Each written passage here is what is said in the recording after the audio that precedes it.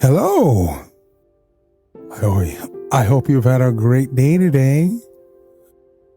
My name is Big Voice Jay, and this is Big Voice Jay's Bedtime Stories, the show where we get you ready for a great night's sleep by reading familiar stories set to relaxing music. Links to tonight's stories can be found in the show notes at bedtimewithbvj.com. Tonight's story: The Night Moth with a Crooked Feeler by Clara Dillingham Pierson. The beautiful, brilliant butterflies of the meadow had many cousins living in the forest, most of whom were night moths. They also were very beautiful creatures, but they dressed in duller colors and did not have slender waists. Some of the butterflies, wear whole gowns of black and yellow.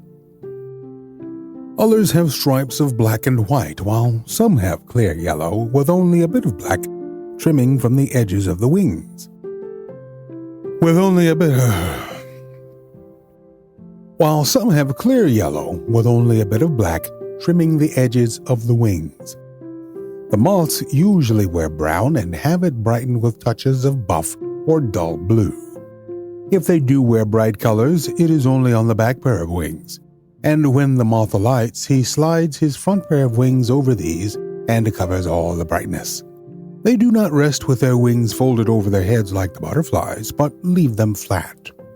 All the day long, when the sun is shining, the moths have to rest on trees and dead leaves. If they were dressed in yellow or red, any passing bird would see them, and there was no telling what might happen. As it is, their brown wings are so nearly the color of dead leaves or bark that you might often look right at them without seeing them. Yet even among moths there are some more brightly colored than others, and when you find that part of the family quietly dressed, you can know it is because they have to lay the eggs. Moths are safer in dull colors, and the egg layers should always be the safest of all. If anything happened to them, there would be no caterpillar babies. One day, a fine-looking Cecropia moth came out of her chrysalis and clung to the nearest twig while her wings grew and dried and flattened. At first, they had looked like tiny brown leaves all drenched with rain and wrinkled by somebody stepping on them. The fur on her fat body was matted and wet, and even her feelers were damp and stuck to her head. Her 6 beautiful legs were weak and trembling, and she moved her body restlessly while she tried again and again to raise her crumpled wings. She had not been there so very long before she noticed another Cecropia moth near her.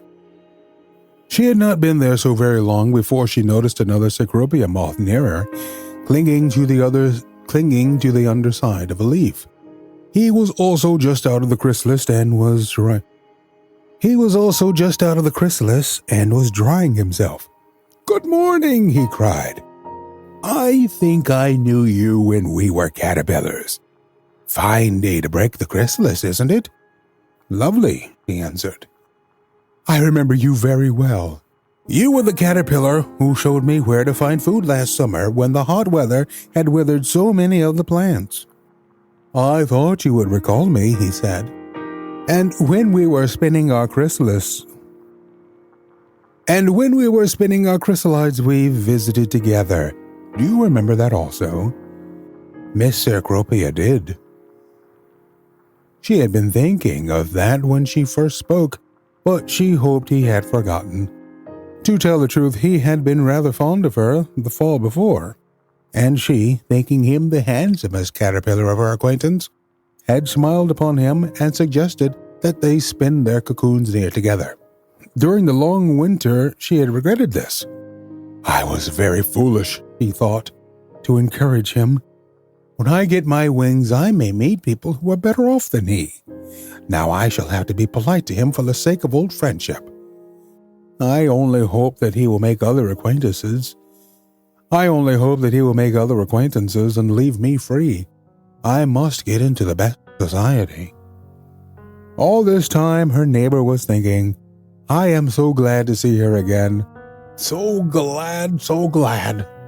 When my wings are dry, I will fly over to her, and we will go through the forest together." He was a kind, warm-hearted fellow who cared more for friendship than for beauty or family. Meanwhile, their wings were growing fast and drying and flattening, so that by noon they could begin to raise them above their heads. They were very large moths, and their wings were of a soft dust color, with little clear, transparent places in them, and touches of the most beautiful blue, quite the shade worn by the peacock, who lived on the farm. There was a brown and white border to their wings, and on their bodies and legs the fur was white and dark orange.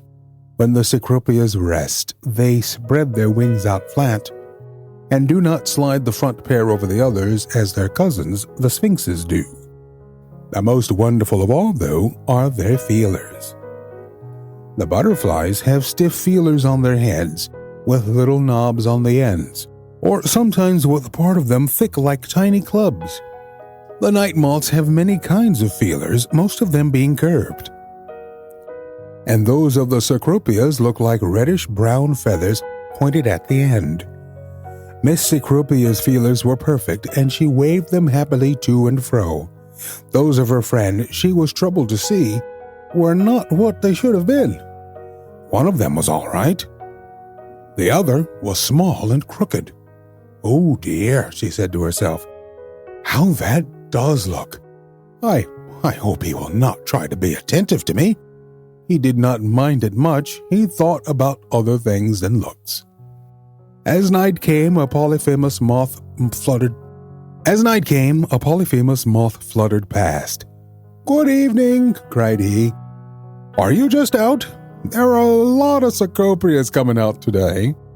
Miss Cecropia felt quite agitated when she heard this and wondered if she looked all right. Her friend flew over to her just as she raised her wings for flight. "Let me go with you," he said. While she was wondering how she could answer him, several other Cecropias came along. They were all more brightly colored than she. "Hello!" cried one of them as he alighted beside her. "First-rate night, isn't it?" He was a handsome fellow, and his feelers were perfect. But Miss Cecropia did not like his ways, and she drew away from him just as her friend knocked him off the vine. While they were fighting, another of the strangers flew to her. "May I sit here?" he asked. "Yes," he murmured, thinking her chance had come to get into society. "I must say that it served the fellow right for his rudeness to you," said the stranger. "In his sweetest way. But who is the moth? But who is the moth who is punishing him? That odd-looking one with a crooked feeler." "Sir," said she, moving farther from him, "he is a friend of mine, and I do not think it matters to you if he's odd-looking." "Oh," said the stranger, "oh, you have a bad temper, haven't you? But you are very good-looking in spite of that." There is no telling what he would have said next, for at this minute Miss Cecropia's friend heard the mean things he was saying and flew against him. It was not long before the stranger also was punished, and then the moth with the crooked feeler turned to the others. "Do any of you want to try it?" he said. "You must understand that you cannot be rude before her." And he pointed his right foreleg at Miss Cecropia as she sat trembling on the bench. "Her?" they cried mockingly as they flew away. "There are prettier moths than she. We don't care anything for her." Miss Cecropia's friend would have gone after them to punish them for this impoliteness, but she clung to him and begged him not to. "You will be killed, I know you will," she sobbed. "And then what will become of me? And then what will become of me?" "Would you miss me?" he asked, as he felt one of his wings now broken and bare. "Yes," he cried. "You are the best friend I have. Please don't go." "But I'm such a homely fellow," he said. "I don't see how you can like me since I broke my wing." "Well, I do like you," she said. Your wing isn't much broken after all, and I like your crooked feeler. It is so different from anybody else's." Miss Cecropia looked very happy as she spoke, and she quite forgot how she once decided to go away from him. There are some people, you know, who can change their minds in such a sweet and easy way that we almost love them the better for it. One certainly could love Miss Cecropia for this, because it showed that she had learned to care more for a warm heart and courage than for whole wings and straight feelers.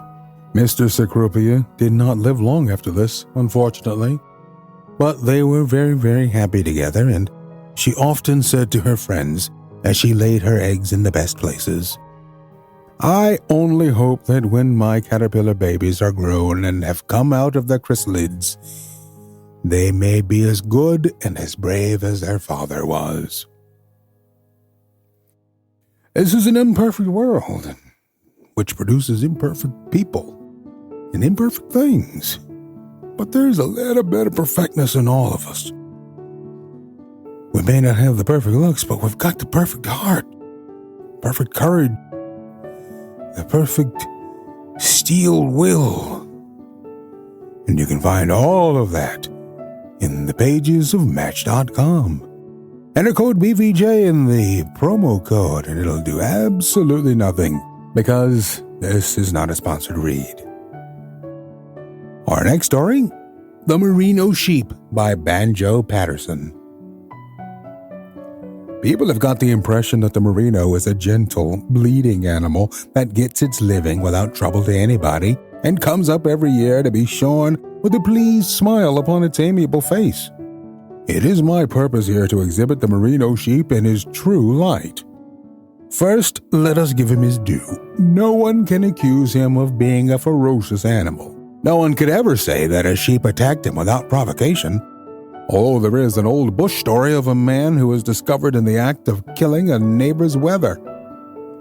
"Hello," said the neighbor. "What's this? Killing my sheep? What have you got to say for yourself?" "Yes," said the man with an air of virtuous indignation. "I am killing your sheep. I will kill any man's sheep that bites me." But as a rule, the merino refrains from using his teeth on people. He goes to work in another way. The truth is that he is a dangerous monomaniac, and his one idea is to ruin the man who owns him.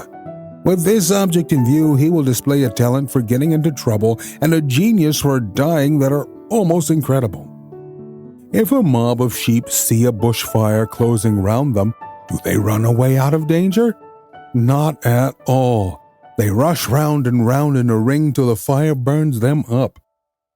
If they are in a riverbed with a howling flood coming down, they will stubbornly refuse to cross 3 inches of water to save themselves. Dogs may bark and men may shriek, but the sheep won't move. They will wait there till the flood comes and drowns them all, and then their corpses go down the river on their backs with their feet in the air. A mob will crawl along a road slowly enough to exasperate a snail, but let a lamb get away in a bit of rough country, and a racehorse can't head him back again. If sheep are put into a big paddock with water in 3 corners of it, they will resolutely crowd into the 4th and die of thirst. When being counted out at a gate, if a scrap of bark be left on the ground in the gateway, they will refuse to step over it until dogs and men have sweated and toiled and sworn and heeled them up and spoke to them and fairly jammed them at it. At last one will gather courage, rush at the fancied obstacle, spring over it about 6 feet in the air, and dart away. The next does exactly the same, but jumps a bit higher. Then comes a rush of them following one another in wild bounds like antelopes, until one overjumps himself and alights on his head. This frightens those still in the yard, and they stop running out. Then the dogging and shrieking and hustling and tearing have to be gone through all over again. This on a red-hot day, mind you, with clouds of blinding dust about. the yoke of wool irritating your eyes, and perhaps 3,000 or 4,000 sheep to put through. The delay throws out the man who is counting, and he forgets whether he left off at 45 or 95. The dogs, meanwhile, have taken the first chance to slip over the fence and hide in the shade somewhere. And then there are loud whistlings and oaths and calls for Rover and Bluey. At last, a dirt-begrimed man jumps over the fence, unearths Bluey, and hauls him back by the ear. Bluey sets to work barking and heeling him up again, and pretends that he thoroughly enjoys it, but all the while he's looking out for another chance to clear. And this time he won't be discovered in a hurry. There is a well-authenticated story of a shipload of sheep that was lost because an old ram jumped overboard, and all the rest followed him. There is a well-authenticated story of a shipload of sheep that was lost because an old ram jumped overboard, and all the rest followed him. No doubt they did, and were proud to do it. A sheep won't go through an open gate on his own responsibility, but he would gladly and proudly follow the leader through the red-hot portals of Hades. And it makes no difference whether the lead goes voluntarily or is hauled struggling and kicking and fighting every inch of the way. For pure sodden stupidity, there is no animal like the Merino. A lamb will follow a bullock dray drawn by 16 bullocks and driven by a profane person with a whip under the impression that the aggregate monstrosity is his mother. A ewe never knows her own lamb by sight and apparently has no sense of color. She can recognize its voice half a mile off among 1,000 other voices apparently exactly similar, but when she gets within 5 yards of it, she starts to smell all the other lambs within reach, including the black ones, though her own may be white. The fiendish resemblance which one sheep bears to another is a great advantage to them in their struggles with their owners. It makes it more difficult to draft them out of a strange flock, and much harder to tell when they are missing. Concerning this resemblance between sheep, there is a story told of a fat old Murrumbidgee squatter who gave a big price for a famous ram called Sir Oliver. He took a friend out one day to inspect Sir Oliver and overhauled that animal with a most impressive air of sheep wisdom. "Look here," he said, "at the fineness of the wool. See the serrations in each thread of it? See the density of it? Look at the way his legs and belly are clothed. He's wool all over that sheep. Grand animal, grand animal." Then they went and had a drink, and the old squatter said, "Now, I'll show you the difference between a champion ram and a second-rater." So he caught a ram and pointed out its defects. "See here, not half the serrations that other sheep had. No density of fleece to speak of. Bare-bellied as a pig compared with Sir Oliver. Not that this isn't a fair sheep, but he'd be dear at 1/10 Sir Oliver's price. By the way, Johnson," to his overseer, "what ram is this?" "That, sir," replied the astounded functionary, "that is Sir Oliver, sir." There is another kind of sheep in Australia, as great a curse in its own way as he. There is another kind of sheep in Australia, as great a curse in his own way as the Merino, namely the crossbred or half Merino, half Leicester animal. The crossbred will get through, under, or over any fence you like to put in front of him. He is never satisfied with his owner's run, but always thinks other people's runs must be better, so he sets off to explore. He will strike a course, say southeast, and so long as the fit takes him, he will keep going southeast through all obstacles, rivers, fences, growing crops, anything. The Merino relies on passive resistance for his success. The crossbred carries the war into the enemy's camp and becomes a living curse to his owner day and night. Once there was a man who was induced in a weak moment to buy 20 crossbred rams. From that hour, the hand of fate was upon him. They got into all the paddocks they shouldn't have been in. They scattered themselves over the run promiscuously. They visited the cultivation paddock and the vegetable garden at their own sweet will. And then they took to roving. In a body, they visited the neighboring stations and played havoc with the sheep all over the district. The wretched owner was constantly getting fiery letters from his neighbors. "Your blanky rams are here! Come and take them away at once!" And he would have to go 9 or 10 miles to drive them home. Any man who has tried to drive rams on a hot day knows what purgatory is. He was threatened every week with actions for trespass. He tried shutting them up in the sheep yard. They got out and went back to the garden. Then he galed them in the calf pen. Out again and into a growing crop. Then he set a boy to watch them, but the boy went to sleep, and they were 4 miles away across country before he got onto their tracks. At length, when they happened accidentally to be at home on their owner's run, there came a big flood. His sheep, mostly Merinos, had plenty of time to get onto high ground and save their lives, but of course they didn't, and were almost all drowned. The owner sat on a rise above the waste of waters and watched the dead animals go by. He was a ruined man. But he said, "Thank God, those crossbred rams are drowned anyhow." Just as he spoke, there was a splashing in the water, and the 20 rams solemnly swam ashore and ranged themselves in front of him. They were the only survivors of his 20,000 sheep. He broke down and was taken to an asylum for insane paupers. The crossbreds had fulfilled their destiny. The crossbred drives his owner out of his mind, but the Merino ruins his man with greater celerity. Nothing on earth will kill crossbreds. Nothing will keep Merinos alive. If they are put on dry, salt bush country, they die of drought. If they are put on damp, well-watered country, they die of worms, fluke, and foot rot. They die in the wet seasons and they die in the dry ones. The hard, resentful look on the faces of all bushmen comes from a long course of dealing with Merino sheep.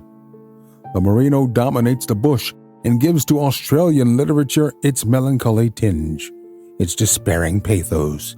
The poems about dying boundary riders and lonely graves under mournful she-oaks, and the direct outcome of the poet's too close association with that soul-destroying animal. A man who could write anything cheerful after a day in the drafting yards be a freak of nature. Man, that guy does not like sheep. He's got the documents, you know. It's well known. What is also well known is the need for reviews. It is what feeds the Apple algorithm. So, if you have a moment, if you like what you hear, give us a review over there on Apple iTunes. And thank you so much for all your listening and subscribing. Our next story is How the Leopard Got Its Spots by Rudyard Kipling. In the days when everybody started fair, best beloved, the leopard lived in a place called the High Veld. Remember, it wasn't the low veld or the bush veld or the sour veld, but the exclusively bare, hot, tiny high veld, where there was sand and sandy-colored rock and exclusively tufts of sandy yellowish grass.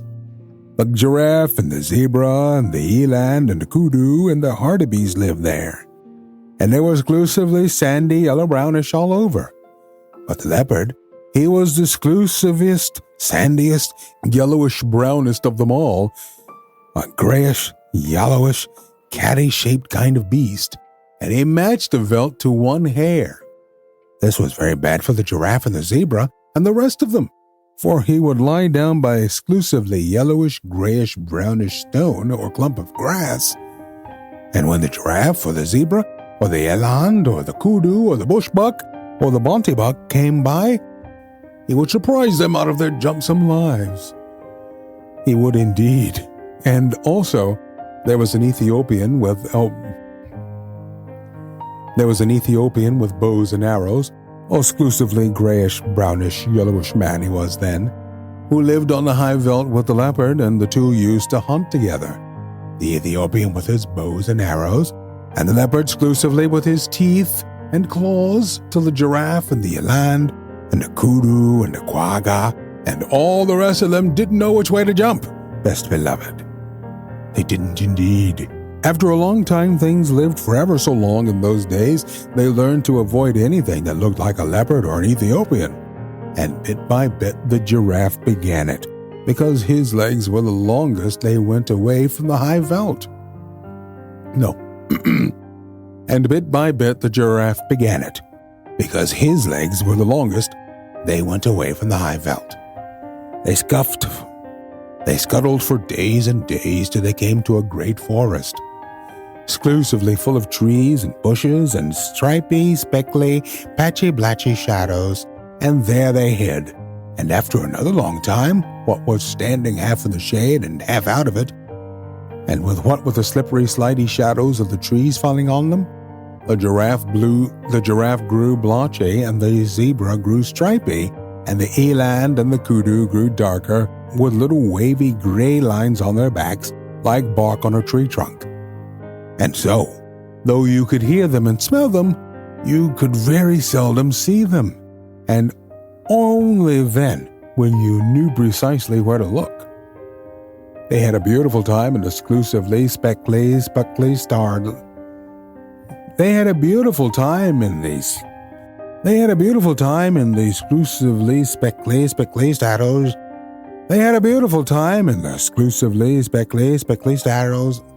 They had a beautiful time in the exclusively speckly shadows of the forest, while the leopard and the Ethiopian ran about over the exclusively grayish, yellowish, reddish high veldt outside, wondering where all their breakfasts and their dinners and their teas had gone. At last they were so hungry that they ate rats and beetles and rock rabbits, the leopard and the Ethiopian. And then they met Bavian, the dog-headed barking baboon, who was quite the wisest animal in all South Africa. Said Leopard to Bavian, and it was a very hot day, "Where has all the game gone?" And Bavian winked. He knew. Said the Ethiopian to Bavian, "Can you tell me the present habitat of the aboriginal fauna?" That meant just the same thing, but the Ethiopian always used long words. He was a grown-up. And Bavian winked. He knew. Then said Bavian, "The game has gone into other spots, and my advice to you, Leopard, is to go into other spots as soon as you can." And the Ethiopian said, "That is all very fine, but I wish to know whether the aboriginal fauna has migrated." Then said Bavian, "The aboriginal fauna has joined the aboriginal flora because it was high time for a change. And my advice to you, Ethiopian, is to change as soon as you can." That puzzled the leopard and the Ethiopian, but they set off to look for the aboriginal flora, and presently, after ever so many days, they saw a great, high, tall forest full of tree trunks, all exclusively speckled and spotted and spotted, dotted and splashed and slashed and hatched and cross-hatched with shadows. You say that quickly aloud, and you will see how very shadowy the forest must have been. "What's this?" said the leopard, "that is so exclusively dark and yet so full of little pieces of light?" "I don't know," said the Ethiopian, "but it ought to be the aboriginal flora. I can smell giraffe, and I can hear giraffe, but I see giraffe." "That's curious," said Leopard. "I suppose it is because we have just come in out of the sunshine.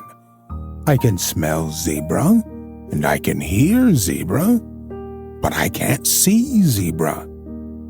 "Wait a bit," said the Ethiopian. "It's a long time since we've hunted them. Perhaps we've forgotten what they were like." "Fiddle," said the leopard. "I remember them perfectly on the high veldt, especially their marrow bones. Giraffe is about 17 feet high. Giraffe is about 17 feet high, of exclusively fulvous golden yellow from head to heel. Zebra is about 4.5 feet high, of exclusively gray fawn color from head to heel. Said the Ethiopian, looking into the speckly shadows of the aboriginal flora forest. Then they ought to show up in this dark place like ripe bananas in a smokehouse. But they didn't. The leopard and the Ethiopian hunted all day, and though they could smell them and hear them, they never saw one of them.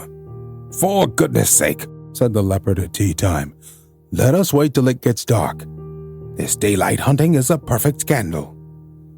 So they waited till dark, and then the leopard heard something breathing sniffly, and then the leopard heard something breathing sniffily in the starlight that fell all stripy through the branches.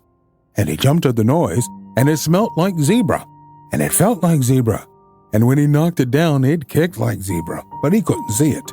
So he said, "Be quiet, oh you person without any form. I'm going to sit on your head till morning, because there is something about you that I don't understand." Presently he heard a grunt and a crash and a scramble, and the Ethiopian called out, "I've caught a thing that I can't see. It smells like giraffe, and it kicks like giraffe, but it hasn't any form." "Don't you trust it," said the leopard. "Don't you trust it," said the leopard. "Sit on its head till the morning, same as me. They haven't any form, any of them." So they sat down on them hard till bright morning time, and then Leopard said, "What have you at your end of the table, brother?" The Ethiopian scratched his head and said, "It ought to be exclusively a rich fulvous orange tawny from head to heel. And it ought to be giraffe, but it is covered all over with chestnut breeches. But it is covered all over with chestnut blotches. What have you at your end of the table, brother?" And the leopard scratched his head and said, "It ought to be exclusively a delicate grayish fawn, and it ought to be zebra, but it is covered all over with black and purple stripes. What in the world have you been doing to yourself, zebra? Don't you know that if you were on the high veld I could see you 10 miles off? You haven't any form." "Yes," said the zebra, "but this isn't the high veld. Can't you see?" "I can now," said the leopard, "but I couldn't all yesterday. How is it done?" "Let us up," said the zebra, "and we will show you." They let the zebra and the giraffe get up, and zebra moved away to some little thorn bushes where the sunlight fell all stripy, and giraffe moved over to some tallish trees where the shadows fell all blotchy. "Now watch," said the zebra and the giraffe. "This is the way it's done. 1, 2, 3. Now, where's your breakfast?" Leopard stared and Ethiopian stared, but all they could see were some stripy shadows and blotched shadows in the forest, but never a sign of zebra and giraffe. They had just walked off and hidden themselves in the shadowy forest. Hi, said the Ethiopian, "that's a trick worth learning. Take a lesson by it, leopard, like a bar of soap in a coal scuttle." "Ho, said the leopard. "Would it surprise you very much to know that you show up in this dark place like a mustard plaster on a sack of coals?" "Well, calling names won't catch dinner," said the Ethiopian. "The long and the little of it is that we don't match our backgrounds. I'm going to take Bavion's advice. He told me I ought to change, and as I've nothing to change except my skin, I'm going to change that." "What to?" said the leopard, tremendously excited. "To a nice working blackish-brownish color with a little purple in it and touches of slaty blue. It will be the very thing for hiding in hollows and behind trees." So he changed his skin then and there, and the leopard was more excited than ever. He had never seen a man change his skin before. "But what about me?" he said, when the Ethiopian had worked his last little finger into his fine new black skin. "You take Bavion's advice too. He told you to go into spots." "So I did," said the leopard. I went into other spots as fast as I could. I went into this spot with you, and a lot of good it has done me." "Oh," said the Ethiopian, "Bavian didn't mean spots in South Africa. He meant spots on your skin." "What's the use of that?" said the leopard. "Think of giraffe," said the Ethiopian. "Or, if you prefer stripes, think of zebra. They find their spots, and stripes give them perfect satisfaction." Said the leopard. "I wouldn't look like zebra, not for even so. Not for ever so." "Well, make up your mind," said the Ethiopian, "because I'd hate to go hunting without you, but I must if you insist on looking like a sunflower against a tarred fence." "I'll take spots then," said the leopard, "but don't make 'em too vulgar big. I wouldn't look like giraffe, not for ever so." "I'll make 'em with the tips of my fingers," said the Ethiopian. "There's plenty of black left on my skin still. Stand over." Then the Ethiopian put his 5 fingers close together. There was plenty of black left on his new skin still, and pressed them all over the leopard. And whenever the 5 fingers touched, they left 5 little black marks all close together. You can see them on any leopard skin you like, best beloved. Sometimes the fingers slipped and the marks got a little blurred, but if you look closely at any leopard now, you will see that there are always 5 spots of 5 fat black fingertips. "Now you are a beauty," said the Ethiopian. "You can lie out on the bare ground and look like a heap of pebbles. You can lie out on the naked rocks and look like a piece of pudding stone. You can lie out on a leafy branch and look like sunshine sifting through the leaves. And you can lie right across the center of a path and look like nothing in particular. Think of that and purr." "But if I'm all this," said the leopard, "why didn't you go spotty too?" "Oh, plain black's best," said the Ethiopian. "Now, come along and we'll see if we can't get even with Mr. 1, 2, 3. Where's your breakfast?" Oh, now and then you will hear grown-ups say, "Can the Ethiopian change his skin or the leopard his spots?" I don't think even grown-ups would keep on saying such a silly thing if the leopard and the Ethiopian hadn't done it once, do you? But they will never do it again, best beloved. They are quite contented as they are. I must admit, I don't remember that story at all. It's a bit wild. It's crazy. What's not crazy is my gratitude for you. Thank you for listening and subscribing to the podcast. It's available everywhere, even on your smart speaker, I believe.